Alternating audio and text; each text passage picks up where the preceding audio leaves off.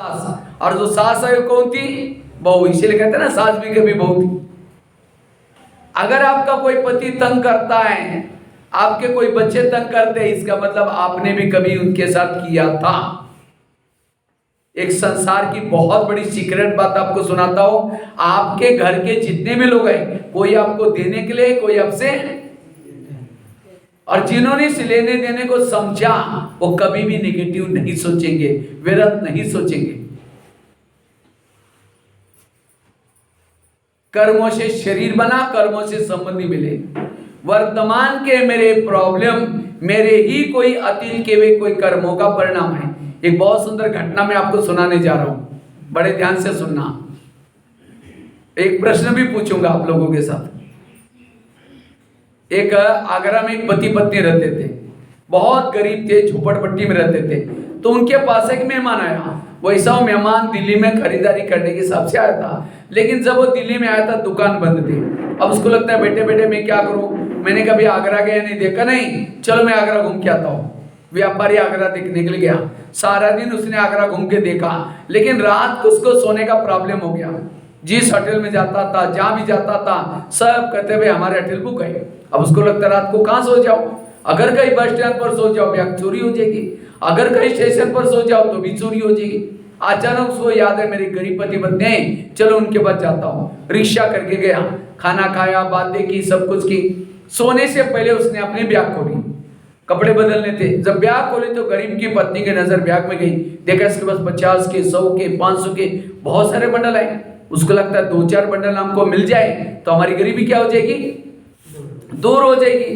रात भर नींद नहीं आई, 12-1 बजे बाहर गई, बड़ा सा पत्थर लाया, क्योंकि उसकी ब्याग उसके सिराने थी, लाखों करोड़ रुपए पड़े थे। पत्थर ला करके सीधा उसके सिर में मार दिया। उसका तो मर्डर हो गया। पति की नींद खुली, पति कहता ये आवाज क्या हो गया, कहता अब हमारी गरीबी दूर हो गई। क्या ये बात किसी पुलिस वालों को पता चलेगा, लोगों को पता चलेगा, मैं जेल की सजा होगी। कहा कि किसी को पता ही नहीं चलने देंगे। इस व्यापारी को अब जमुना नदी में डाल देते। रात को 2 बजे उस मुर्दे को बोरी में डाला, पीछे जमुना नदी थी उसके अंदर फेंक करके वापिस आए, और घर में खून लगा था। रातों रात उन्होंने खून के दाग मिटाए। उन्होंने खून के दाग तो मिटाए, लेकिन कर्मों में पड़े हुए दाग को कोई मिटा नहीं सकता। इसलिए भजन है ना, कर्म का लेखा मिटे न रे भाई, लाख करे कोई चतुराई। उन्होंने उसी पैसे से एक प्लॉट लिया, मकान बनाया, दुकान खोला, गहने बनाई, गाड़ी खरीदी, गरीबी दूर हो गई। लेकिन दोनों को कोई बच्चे नहीं थे, दोनों ही पति पत्नी थे। कुछ साल के बाद एक बच्चा हो गया, और एक ही बच्चा था, खिलाया पिलाया, कलेक्टर बनना जितना पढ़ाया। लेकिन अचानक उस बच्चों को टाइफाइड हो गया। तो उनको लगता है इस बच्चे को कुछ नहीं हो जाए, बड़े से हॉस्पिटल में इलाज किया, बहुत खर्चा हुआ, बनाए थे गहने बेचे, बच्चे का इलाज किया, बच्चा ठीक नहीं हुआ। गाड़ी ली थी उसको भी बेच दिया तो भी बच्चा ठीक नहीं हुआ। दुकान चालू किया था उसको भी बंद किया तो भी बच्चा ठीक नहीं हुआ। उनको लगता है बच्चा ठीक हो जाएगा, सारा दोबारा लेंगे। उन्होंने लास्ट में मकान बेचा, झोपड़पट्टी में चले गए। तो एक दिन वो बच्चा कहता पापा जी आपने को जो मिला था पैसा खत्म हो गया, मैं जा रहा हूं, बच्चा मर गया। तो बच्चा कौन था, कौन था? वही व्यापारी जिसको मारा था, पैसा लेने के लिए बच्चे के रूप में आया था। तो ये मैंने आपको क्यों सुनाया? आज आपके जीवन में कोई पति तंग करता है, कोई बच्चे, माँ बाप ने होटल नहीं देखा, पैसा इकट्ठा किया, और कोई ऐसा बच्चा पैदा हुआ गलत संगत में जा रहे, नशा कर रहे, माँ बाप को टेंशन आ रहे, वो बच्चा कौन है? ये आपके पिछले जन्मों का हिसाब है। और अब हमारा सबका अंतिम जन्म है। हमने जो इस धरती पर आकर के लोगों के साथ, प्रकृति के साथ जो भी कुछ हिसाब किताब बनाए, सारे चुक्त करना है। और हिसाब चुक्त करने के लिए 3 तरीके, योग, दूसरा सहन करना, तीसरा धर्मराज की सजा। कौन सा अच्छा है? योग। लेकिन आप इतना तो लगाते नहीं, फिर सहन करना पड़ता है। जब सहन करना पड़ता है तो रोना शुरू करते हैं, बाबा ये क्या हो रहा है, मैं आपको याद करता हूँ, मैं ओम शांति में जाता हूँ, पिछले जन्म में थे ओम शांति में, और उस समय जो गलत कर्म किया अच्छा मंत्र हो गया। अगर ब्रह्मा कुमारी में आए तो भी कोई प्रॉब्लम आए, ये मेरे पिछले जन्मों का हिसाब है। इसलिए बाबा कहते बच्चे कोई भी बातें आएगी उसको चुपचाप सहन करो। कई कहते नहीं भाई जी इस दुनिया में अन्याय हो रहा है, अन्याय कई कहते हैं हमारे घर के पास एक भ्रष्ट व्यक्ति है, इतना गलत काम कर रहा है, भगवान उसका ही घर भर रहा है। जो घर भर रहे हैं पिछले अच्छे कर्मों का फल है, अब गलत बीज बो रहा है, उसका फल भी उसको मिलेगा। भगवान के घर में देर है लेकिन अंधेर। इसलिए कर्मों की गुय, लोगों से नहीं डरो, भगवान से कभी ना डरो। डरना है तो अपने गलत कर्मों से जरूर डरना। कोई भी कर्म श्रीमत के विरुद्ध ना करना। जो श्रीमत के आधार से कर्म करते हैं वो पुण्य कर्म बन जाते हैं, श्रेष्ठ कर्म बन जाते हैं। तो ये श्रीमत कहां से मिलता है? टीवी खोलने से, अखबार पढ़ने से, किसी बार जाकर के गप्पे लगाने से कहां मिलता है? मुरली से, पढ़ाई से। इसलिए आलस अलबेलापन होकर के अनेक जन्मों की कमाई को मिस नहीं करना। इसलिए मैं कभी भी आलस अलबेलापन नहीं करना है, लेकिन रोज आकर के मुरली सुन करके अपने कर्मों को महान बना दो। इसे व्यर्थों से मुक्त बनेंगे। कितनी बातें बताई? अगर व्यर्थों, हमें अपनी स्थिति को पावरफुल बनाना है, उसके लिए पर चिंतन से बचना। थैले वाली कहानी, छड़ी वाली कहानी, कभी भी कान में उल्टी नहीं लेना है। दूसरी बात कौन सी बताई? व्यर्थों से मुक्त बनना। और उसके लिए पहली बात कौन सी बताई? कर्म गति को समझना। दूसरी बात है, अगर व्यर्थों से मुक्त बनना है, पॉजिटिव बनना है, सकारात्मक बनना है, गीता का, रामायण का, महाभारत का मंत्र याद रखो। कौन सा? जो हुआ अच्छा हुआ, जो हो रहा अच्छा, जो होगा वो भी। मेरे जीवन की हर घटना में कल्याण है। चाहे मेरी कोई चुगली करे, चाहे कोई मेरी यहाँ की ट्रांसफर वहां करे, कल्याण है। कभी भी निगेटिव नहीं सोचो। आज कई कहते इसको दुआ मैं कभी नहीं दूंगी, इसने मेरे साथ क्या क्या किया। बच्चे ने गिलास गिराया, इतना गुस्सा करेंगे, तेरे को अक्ल नहीं, तुम कमा के लाओ तो पता चलेगा। गिलास था 10 रुपए का, गुस्सा करेंगे, हार्ट में प्रॉब्लम आएगा, 10 लाख रुपए का ऑपरेशन करना पड़ेगा। इसलिए कुछ भी हो जाए कल्याण है, टेंशन में नहीं आओ। तनाव को इंग्लिश में क्या बोलते हैं? टेंशन। 10 मतलब कितना? 10। और सन मतलब बच्चे। टेंशन मतलब 10 बच्चे, पहले 2-4 है, फिर 10 पैदा होंगे, सुखी रहेगा। अब किसी के 10-12 बच्चे, माँ बाप शांति से बैठेंगे।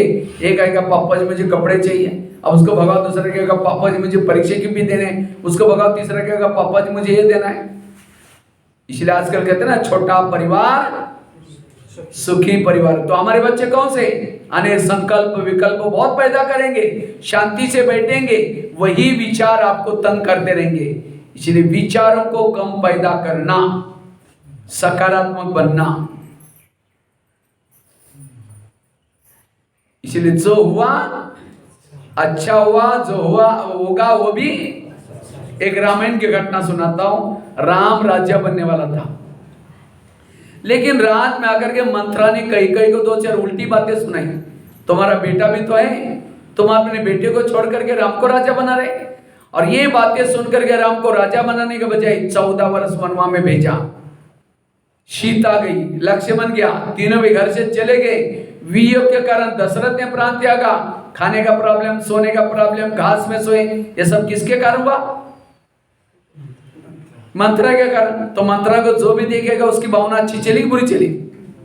मैं जब खुद रामायण देखता था बचपन में, मंत्रा काला सा ड्रेस बन करके डंडा लेकर के स्क्रीन में आते, मैं कहता था इस बुढ़िया को उसको नहीं देखना। मेरे को मंत्रा का पाठ अच्छा नहीं लगता था। लेकिन एक दिन जब मैंने सोचा तब पता चला मंत्रा ने राम के साथ जो किया वो अच्छा किया। अगर राम मंत्रा रात को उनके घर में ना आती तो राम क्या बनने वाला था? राजा। राजा मतलब तो जंगल में नहीं जाता, जंगल में नहीं जाता सीता की चोरी ना होती। अगर सीता की चोरी ना, रावण को न मारता, रावण को ना मारता, राम की महिमा कोई नहीं गाता। तो राम की महिमा किसके कारण? मंत्रा के कारण। इसी तरह भगवान ने हर एक के घर में, आसपास में, पड़ोस में 1-2 मंत्रा रखी। लेकिन आज हमारा तनाव, टेंशन वही मंत्रा है। राम के मंत्रा ने तो राम का भला किया, तो आपकी भी मंत्रा क्या करने वाली? इसलिए जब भी रात को सोते हैं या आज योग करेंगे लास्ट में, आज तक जिन मंत्रों ने आपको तंग किया, परेशान किया, उन सभी को धन्यवाद दो। आप लोगों ने हमें तंग किया, हमारा बहुत अच्छा हुआ, लेकिन फिर 5000 साल के बाद तंग करने के लिए जरूर आना चाहिए, नहीं आना चाहिए? ताली तो नहीं बजी। हाँ, ताली बजाने से मेरा उमंग नहीं बढ़ेगा, लेकिन बाजू में कोई सो रहा है उठ जाएगा थोड़ा।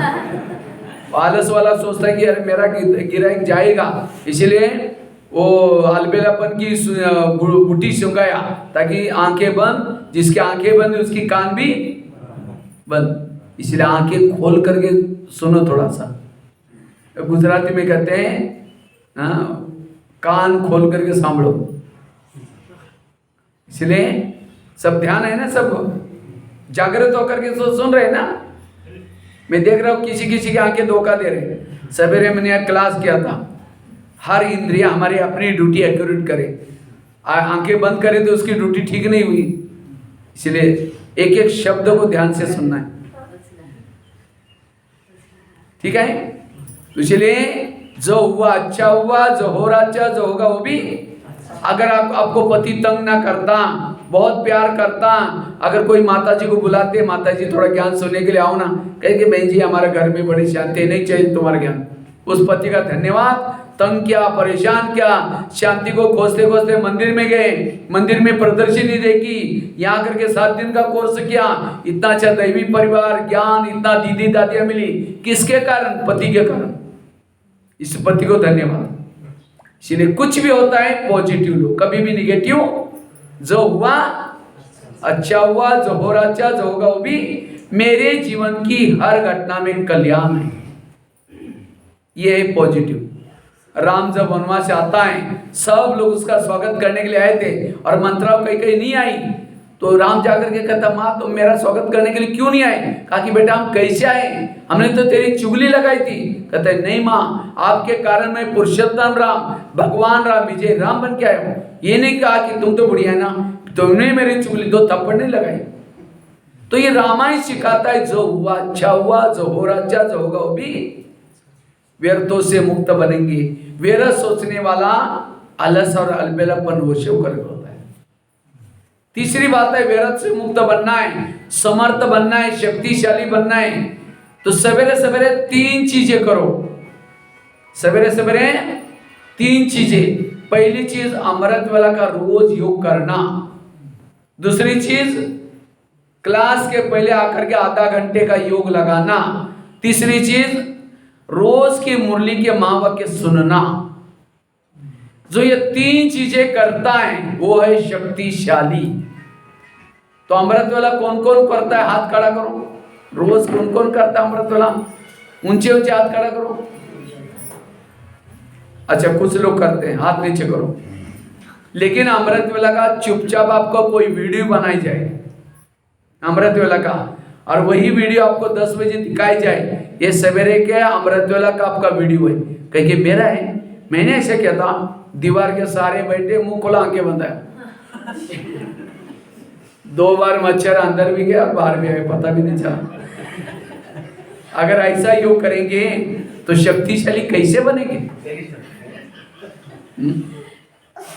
इसलिए अमृत वेला आंखें खोल के बैठो, और केवल खोल के नहीं, कोई बड़ा सा मेहमान आए उसको फोन करके आप अपने घर में बुलाओ। बहुत बड़ा व्यक्ति है, लेकिन आपका स्नेह प्यार इसलिए आया, लेकिन जैसा वो घर में आया, अंदर से चिटकी नहीं लगा करके, कुंडी लगा करके सो जाओ। वो बेल बजा रहे, घंटी बजा रहे, दरवाजे नहीं खोलो। वो बजाने की कोशिश करेगा, नहीं उठा तो आप चला जाएगा वो, उसको 10 काम छोड़ के आया है। फिर फोन करो, क्या बात आप आए नहीं? वो कहेगा मैं आया था, बेल बजाई थी, घंटी बजाई थी, आप अंदर ही थे, दरवाजे नहीं खोला। नहीं नहीं प्लीज आओ, मैं अभी खोल दूंगा। फिर जैसा वो आया, अंदर आया, फिर दरवाजा बंद किया, खोला ही नहीं। फिर तीसरी बार फिर फोन करो, कहेगा आ जाओ, कहेगा कभी नहीं आऊंगा आज। मैं दूसरी बार भी आया क्या, मैंने मजाक किया? इसी तरह अमृत वेला उठेंगे और उठ करके बाबा को निमंत्रण देंगे, मीठे बाबा, प्यारे बाबा, आप आ जाओ, हम आपसे बातें करनी करनी। अब बाबा को तो ऊपर से निमंत्रण दिया, वो तो आ गया, दरवाजे खिड़की लगा करके सो गए। तेरे द्वार खड़ा भगवान, भगत भरले झोली। भगत तो ओम शांति हो गया।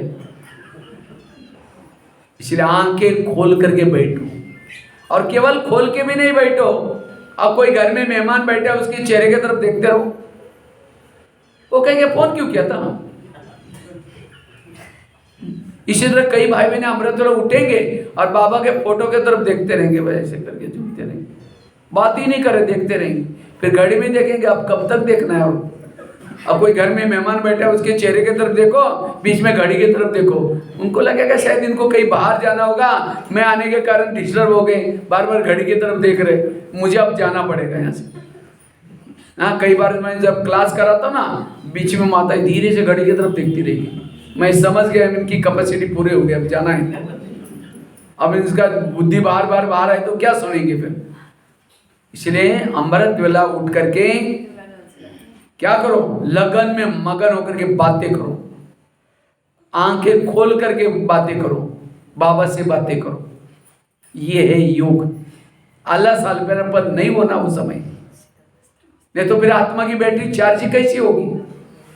कई तो क्या करेंगे, योग में बैठेंगे, मैं आत्मा हूं, शांत स्वरूप हो, शक्ति स्वरूप, आप जा रहे चांद सूरज तारांगन के पार हूं। अब तारांगन के पार से झुटका लगा देंगे, नीचे हड्डी गुड्डी टूट जाएगी। हाँ, इतनी ऊंचाई पर कोई पहाड़ी पर चढ़ करके झुटका लगा देगा तो नीचे कहां गिर जाएगा, खाई में। अटेंशन। बाबा कहते हैं मैं रोज तुम्हारे घर में आता हूं। दिखता है आप लोगों के घर में बाबा आता है, दिखता है? हाँ, बाबा को देखने के लिए क्या चाहिए, होश में बैठने की जरूरत है। कोई बेहोश होगा तो कैसे दिखाई पड़ेगा, अलबेलापन होकर के बैठेगा कैसे दिखाई पड़ेगा। होश में बैठो। अगर कोई शराब पी करके शराब पी करके गटर में पड़ा है, कोई जाकर के कहता है ये 10 रुपए ले लो, घर में जाकर सो जाओ, वो क्या कहता है, मैं राजा हूं, मुझे कुछ नहीं चाहिए, क्योंकि नशे में है। इसी तरह अमृत वेला बाबा भी क्या करता है, वरदाना का झोला लेकर के हर एक के घर में आता है, पूछता है बच्चे कुछ चाहिए, लेकिन हम निद्रा के नशे में कुछ नहीं चाहिए, मैं राजा हूं। जैसे शराबी झूमता, हम भी झूमते रहते हैं। हाँ, झूमते रहते, कुछ नहीं चाहिए, मैं राजा हूं। इसलिए आंखें खोल के बैठो, निद्रा के नशे में नहीं बैठो। कई बार मैं देखता हूँ मधुबन में कई भाई मेरे बाबा मिलन में आते हैं। जब बाबा मिलन में आते हैं, अमृत वेला करने के लिए डायमंड हॉल में आएंगे, तो अमृत वेला योग करते करते करते वो ऐसा सो गए, लोगों ने योग पूरा करके चले गए, नहा धो करके क्लास में उसका योग ही लगा पड़ा हुआ है। अगर उसको कोई हिलाते ना, कहता और 10 मिनट योग करके जाऊंगा, उसको लगता है ये अमृत वेला ही चल रहे हैं। इसलिए अलर्ट होकर के आंखें खोल करके बैठना। इसलिए अमृत वेला अच्छी करना है। भाई ताली बजा करके स्वागत करो।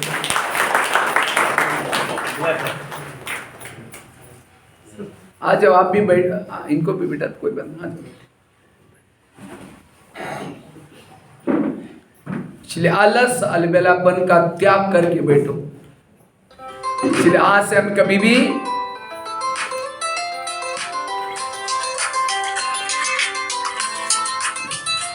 आलस और अलबेलापन से वश नहीं होंगे। अमृत वेला अलर्ट एक्टिव करके करेंगे। एक कुमार ने मुझे क्वेश्चन पूछा, कहते भाई साहब मैं अमृत वेला क्या भाई कहता है मैं अमृत वेला उठता हूँ।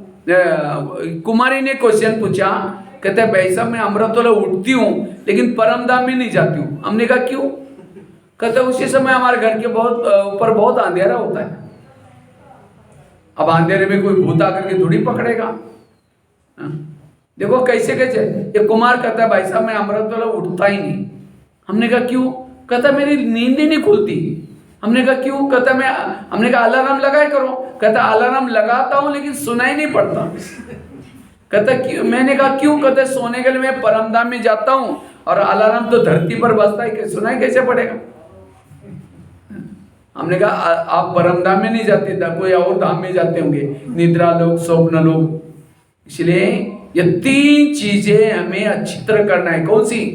अमृत वेला का योग, क्लास के पहले का योग और साथ में मुरली। ये 3 चीजें स्थिति को शक्तिशाली बनाने के लिए, इन 3 चीजों में ब्राह्मणों को कभी अलबेले नहीं बनना है। आज से अटेंशन दो, ये 3 चीजें हमें एक्टिव होकर के करना है। अमृत वेला, क्लास के पहले योग और साथ में ईश्वरीय महावाक्य सुनना। क्लास के पहले योग, जैसे खेती करते हैं, खेती में बीज डालते हैं। जब बीज डालते हैं उसको हल चलाया जाता है, हल चला करके बीज डालते हैं। इसी तरह मुरली सुनने से पहले हमें आधा घंटा क्या करना है? मुरलियां कितना बजे चलते हैं? 5:30। तो योग कितना बजे चलता है? 5। पहुंचते कितने हैं? प्रश्न है, पहुंचते कितने हैं? एक आएगा 5 बजे, दूसरा आएगा 5:15 बजे, तीसरा आएगा 5:25 पर, चौथा आएगा 5:30 बजे। अगर क्लास के पहले योग नहीं करेंगे, शाम को पूछेंगे आज की मुरली क्या थी? बढ़िया अच्छी थी। एक पॉइंट तो बताओ, बढ़िया अच्छी थी। दिमाग के ऊपर खिसक गया, गरम तवे पर पानी डालो, उड़ जाएगा। बाबा ने संगठन का योग करने के लिए कौन सा टाइम दिया है?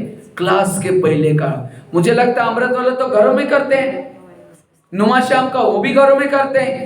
केवल सारे योग में से हमें क्लास के पहले का योग ही संगठन में मिलता है, और संगठन में ताकत होती है। अगर सेंटर का वायुमंडल शक्तिशाली बनाना चाहते हैं, सभी को आकर के 5 से 5:30 बजे क्या करना है? योग। अगर उसी समय नहीं आ सकते कारण तो आप अपने योग मुरली का टाइम थोड़ा आगे बढ़ाओ। 5:30 से 6 योग करो और 6 से 6:30 पौने 7 तक मुरली करो। लेकिन हमें क्लास के पहले योग जरूर करना है। लकड़ियां जल रहे, एक गीली लकड़ी में डालो, वो भी क्या हो जाएगी? जल जाएगी।